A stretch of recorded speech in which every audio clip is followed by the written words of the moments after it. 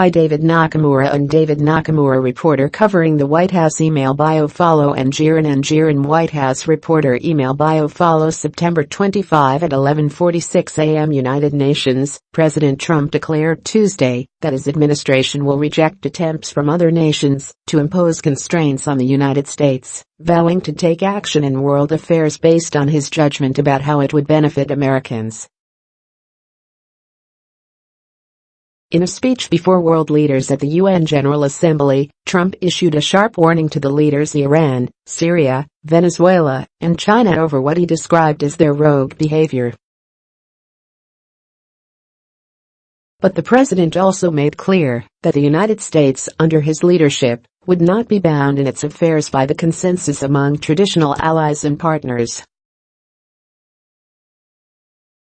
The U.S. will always choose independence and cooperation over global governance, control and domination, Trump said. I honor the right of every nation in this room to pursue own customs, beliefs and traditions. The United States will not tell you how to live or work or worship. We only ask that you honor our sovereign rights in return. The president's remarks were aimed, aide said, at elevating the theme of American sovereignty, and Trump wasted little time in declaring that he has made progress on an agenda he has called America First. That view did not necessarily have much support from the leaders from the UN's 192 other countries, however. In the first moments of the speech, Trump declared he had made more progress than almost any other administration in the history of our country, prompting audible laughs in the cavernous U.N. chamber. A startled-looking Trump appeared thrown off balance for a moment. I didn't expect that reaction, but that's okay, he said. But the president appeared somewhat deflated after that, even as he faithfully recited lines from the teleprompters. World leaders stumble upon a potent response to Trump's claims. Laughter. Trump sought to convince his audience that he has achieved qualified success in his biggest foreign policy gambit, his efforts to convince North Korea to dismantle its nuclear weapons program. A year ago, Trump used his first UN speech to harangue North Korean leader Kim Jong-un, warning he was on a suicide march if he failed to comply. After a historic summit with Kim in Singapore in June, however, Trump publicly thanked Kim for his courage and the steps he has taken.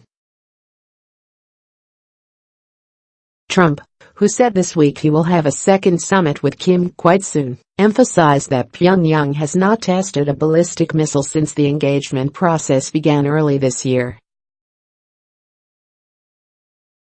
But on two other countries that Trump lambasted last year, Iran and Venezuela, the president offered fresh warnings. Though Trump tweeted in the morning that he believed he would meet in the future with Iranian President Hassan Rouhani, and said he is sure he is an absolutely lovely man, the president eviscerated Tehran. Referring to the bloody civil war in Syria, Trump blamed the corrupt dictatorship in Iran for fueling the conflict through money and support for the Bashar al-Assad regime. President Trump addresses the 73rd session of the General Assembly at the United Nations in New York on September 25, 2018. Photo by Don Emert. AFP. They sow chaos, death, and destruction, Trump said. The United States is conducting a campaign of economic pressure to deny the regime the funds needed to advance their bloody agenda. After his administration pulled the United States out of the Iran nuclear deal negotiated by the Obama administration and several other countries, Trump added, additional sanctions will resume November 5 and more will follow. On Venezuela, Trump denounced the socialist government of President Nicolas Maduro, whose oppressive leadership has resulted in a collapse of the nation's economy and a massive human rights crisis as hundreds of thousands of Venezuelans have fled the country. Trump announced new U.S. sanctions on Maduro and his inner circle. Virtually everywhere socialism and communism has been tried, it has led to corruption and decay, Trump said. He called on the world to resist socialism and the misery it brings to everyone. Time and again, Trump returned to the theme of sovereignty. He highlighted decisions of his administration to not support the UN Global Compact on migration. We will not be governed by an international body that is unaccountable to our own citizens, Trump declared. He added that the only long-term solution to the migration crisis is to help people build brighter futures in their own countries, make their countries great again.